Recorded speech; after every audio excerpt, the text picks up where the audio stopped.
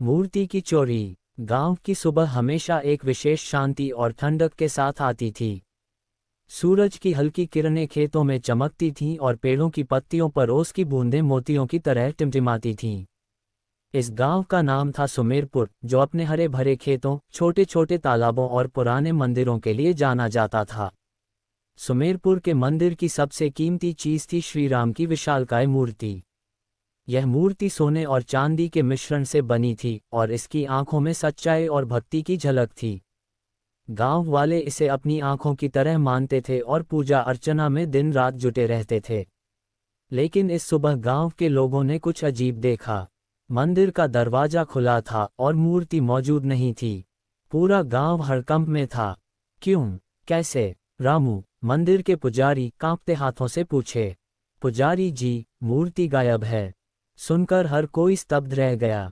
गांव के सरपंच हरिदास भैया तुरंत वहां पहुंचे। उनकी आंखों में चिंता थी और चेहरे पर गहरी शिकन।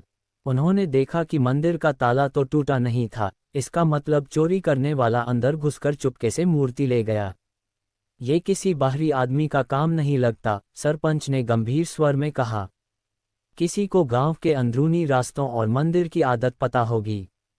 गांव वाले एक जगह इकट्ठा हुए। सबकी बातें बस यही थी कि मूर्ति की चोरी किसी भी हाल में नहीं सहनीय थी। गांव में हर कोई संदेह में था। बड़े बुजुर्गों ने कहा कि यह घटना कोई पुरानी शापित कहानी याद दिला रही है, जो सदियों से गांव में कही जाती थी। कहते हैं कि मूर्ति की रक्षा करने वाले परिवार पर शाप रहता है और अगर मूर्ति चोरी हो जाए तो गांव में काला समय आ जाता है। लेकिन जैसे ही रात का समय आया, गांव में और अजीब घटनाएं हुईं। मंदिर के पास से अजीब आवाजें आने लगीं। कुछ लोग कहते कि उन्होंने सांप और कुत्तों की लड़ाई जैसी आवाजें सुनी। बच्चों ने डर से रोना शुरू कर दिया। सरपंच ने गांव के सबसे भरोसेमंद युवक मिथुन को ये काम सौंपा कि मूर्ति की चोरी का पता लगाएं। मिथुन साहसिक और होशियार था। उसने अपने दो दोस्तों रवि और अजय के साथ गांव की गलियों और खेतों की तलाशी शुरू की। मिथुन ने देखा कि मंदिर के पीछे के रास्ते में कुछ धूल और टांगों के निशान थे। निशान कुछ बड़े जानवर जैसे लग रहे थे, पर यह आदमी भी हो सकता था।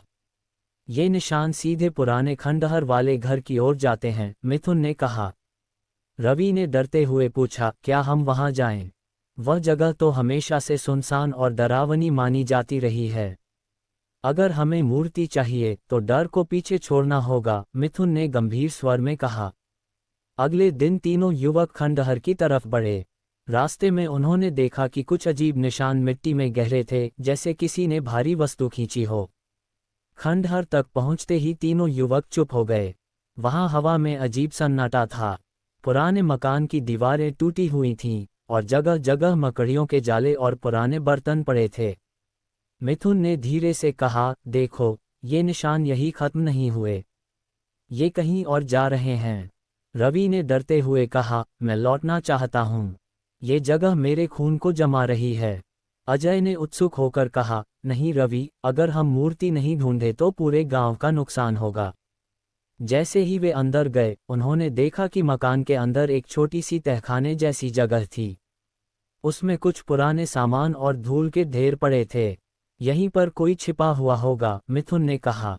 उसने अपने हाथ से धूल हटाए और देखा कि वहां मूर्ति की कुछ टुकड़े जैसी चीजें थीं।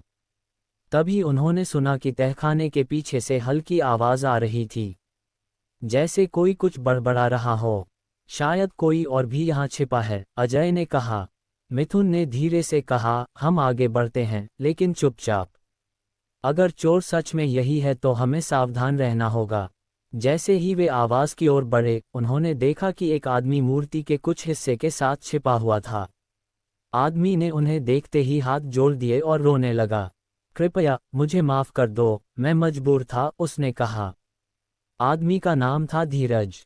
उसने स्वीकार किया कि उसने मूर्ति चोरी इसलिए की क्योंकि उसका परिवार कर्ज में डूबा हुआ था और वह अपने बीमार माता पिता का इलाज नहीं कर सकता था। मैंने कभी नहीं सोचा कि मैं गांव वालों को इतना दुख पहुंचाऊंगा। मैंने सिर्फ अपने परिवार के लिए ये किया था, धीरज ने आंसुओं भरी आवाज में कहा।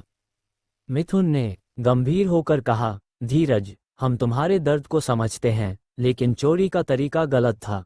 अब हमें मूर्ति को वापस मंदिर में रखना होगा। धीरज ने विनम्र होकर कहा, मैं तैयार हूँ, बस मुझे केवल एक मौका दो कि मैं सब सही कर दूँ। मिथुन, अजय और रवि ने धीरज के साथ मूर्ति के टुकड़ों को जोड़कर उसे फिर से पूरे रूप में बनाना शुरू किया। ये काम आसान नहीं था, लेकिन तीनों युवकों की मेहनत और धीरज की मदद से मूर्ति को फिर से मंदिर में रखा गया। गांव के लोग जब ये जान गए कि मूर्ति चोरी क्यों हुई, तो उन्होंने धीरज को दंड नहीं दिया, बल्कि उन्होंने उसकी मदद करने का फैसला किया। कुछ लोगों ने पैसे जमा किए ताकि धीरज के माता पिता का इलाज हो सके। सरपंच ने कहा, इस घटना ने हमें ये सिखाया कि हमेशा केवल सजा देना समाधान नहीं है, समझ और मदद भी उतनी ही महत्वपूर्ण है। धीरज ने गांव वालों से कहा, मैं अब कभी गलती नहीं करूंगा और हर दिन मंदिर की सेवा करूंगा। गांव में फिर से शांति लौट आई। मूर्ति वहीं थी और उसकी चमक अब और भी ज्यादा सुंदर लग रही थी।